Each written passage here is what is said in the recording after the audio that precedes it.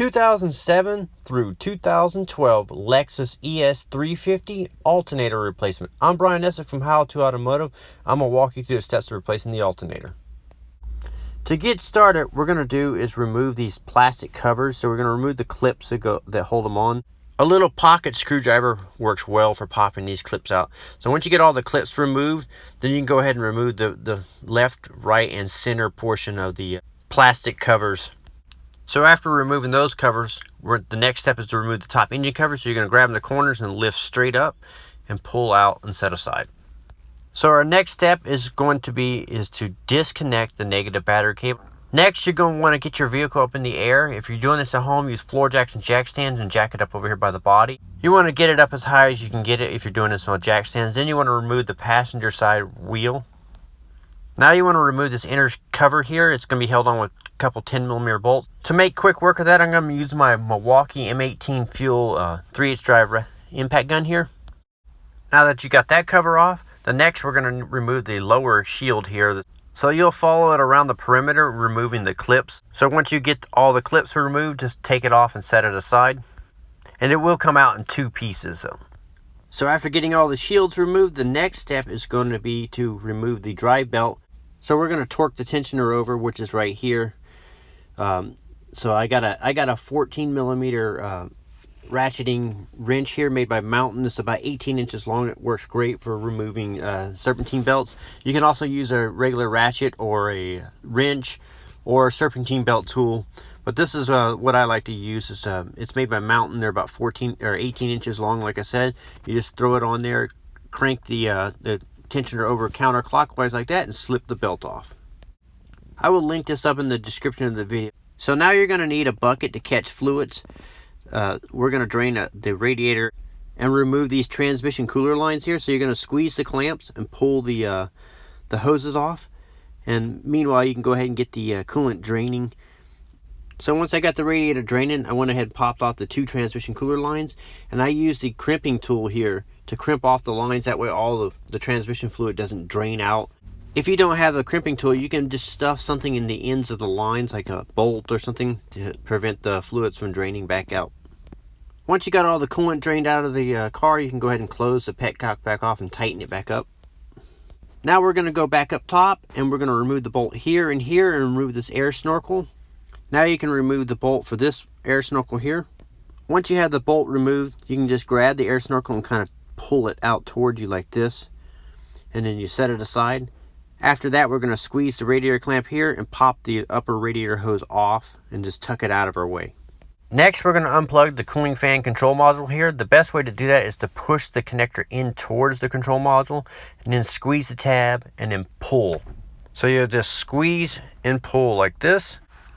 After that, we're going to pop the little wire loom out of its little holder here, and then there's going to be one here that we're going to pop out, and then one just under the right here. So you'll pop all three of these little connectors out. I use like a little panel popping tool, or you can use a screwdriver or a needle nose pliers if you can get to it and squeeze the little ends of it like this. So you'll squeeze it and they'll squeeze the little tabs, and then you pull. The one here, I just used like the needle nose pliers here and just kind of stuck it between and gave it like a little twist left and right, and that popped out the connector. So once you get all the connectors popped out, it's going to look like this. Now we can come over here to the alternator, peel the little boot back, and take the 10mm nut that's holding this cable on. Take that off, and then right underneath that is a bracket with a 10mm bolt. You can go ahead and remove that, and then right here at the top, you're going to squeeze the tab out and lift the wiring harness off its little perch there. Then there's going to be one more plug we're going to disconnect, so you'll just push it in towards the alternator, squeeze the tab, and pull it out. And the tab's going to be on the left side of the connector. So once you get it unplugged, it's going to look like this. So now you can just push the wiring harness off to your side like this. Then we're going to remove the vent line here from the radiator neck. So you'll just pop this hose off. Then you can remove the hose clamp from the lower hose here and pop the lower hose off its port. So once you get the hose off, it's going to look like this. The next step we're going to do is start removing the 10mm bolt here, here, and then we're going to go on the opposite side and remove the 10mm bolt here and here. So I'm going to remove the 12mm bolt that's holding the horn on here, I'm on the passenger side. And then I'm going to remove the little 10mm bolt that's holding on this little sensor here and let it just hang down. And then on the right driver's side, there's another 12mm bolt for the horn. So I'm going to unbolt those and just let the horn and all the sensors just hang down inside the grill here. And I'll leave those all plugged in and just let them hang down like this.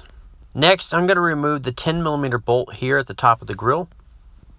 After removing the bolt from the grill, at the bottom of this bracket down here, I'll see if I can zoom in for you guys. So we'll zoom in and then we're going to remove that 10mm bolt down there. So the way I got to that bolt down there is I used my Milwaukee M12 3/8 drive ratchet here, reached around underneath the bumper here. And then if you look down through the grill, you can see the ratchet here, and you can get right onto the bolt and make quick work of that. If you don't have a ratchet like this, you can use just a standard ratchet. So now we're going to lift the core support bracket straight up. It's going to have cables connected to it, but we're not going to disconnect them. So we're just going to lift it up, and then we're just going to set it on top of the engine bay like this. So we're just going to rest it on top of the engine. So the AC condenser is going to be bolted to the radiator, so we need to remove the 10mm bolt here.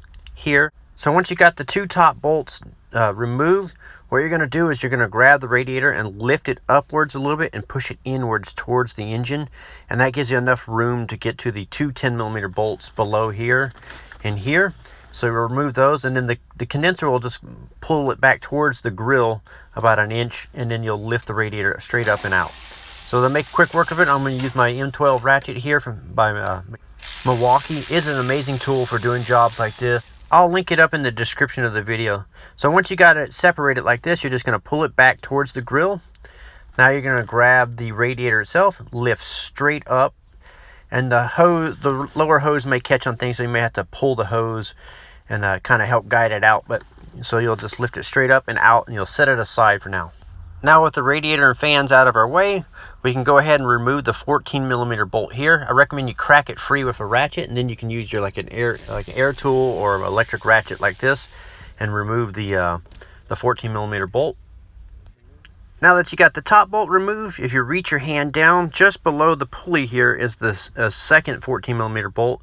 I'm just going to use a deep socket and a ratchet here, and it's a flex head ratchet, so you can kind of flex it into an area where you like it, and then crack that bolt free. And then once you get it cracked free, I was able to just spin it out by hand. So after getting that bolt out, there's going to be one more bolt we need to get to. It's coming from the side underneath the exhaust here. So you're going to need a deep 14 and about a 2-inch extension. It may be a little difficult to see the bolt, but you can do it by feel. So once you get the socket and the extension back on there like this, then you can use a ratchet and crack that bolt free.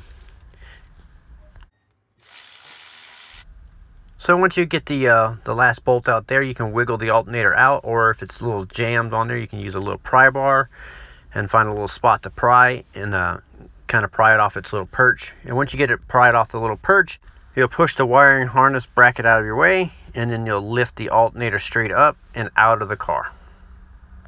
So I'm going to be using a Denso replacement alternator on this job. I'll link this up in the description of the video. That way if you guys need to pick this up, you can find it there. So the little bracket here that held the alternator on the back, I went ahead and loosened it up a couple threads. That way it'll make it a little easier when we put the alternator back in. Now you can take the alternator and feed it down into the position. So you'll just kind of push the wiring harness out of your way and slide the alternator in there, and then you'll start the top bolt first. Once you get it in there, you'll start the top bolt first. And then what I did was reach around to the bottom bolt and start the bottom bolt. And then I reached around and started the side bolt here on the side. To help restart the bolt on the side, what I did was took the socket and the extension here and put a little piece of paper in it and stuck the bolt in. That way you can hold the bolt upside down and it won't fall out of the socket.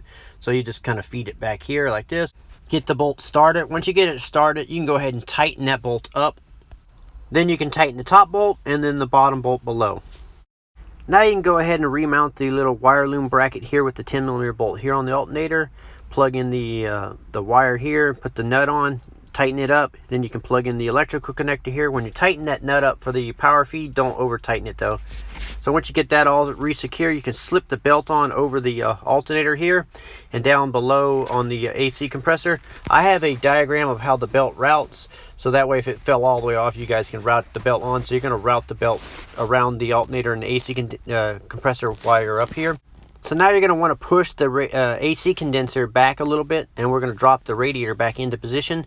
When you do this, you want to make sure that these rubber grommets here didn't fall off, that they're on the radiator. If they're not on the radiator, that they're stuck in the bottom of the core support here. So make sure that those are in place. Now you can slide the radiator back down into position, and make sure that those rubber grommets mount into the holes in the bottom of the core support there. Then you can take the condenser here and bolt it back up with the 4 mounting bolts.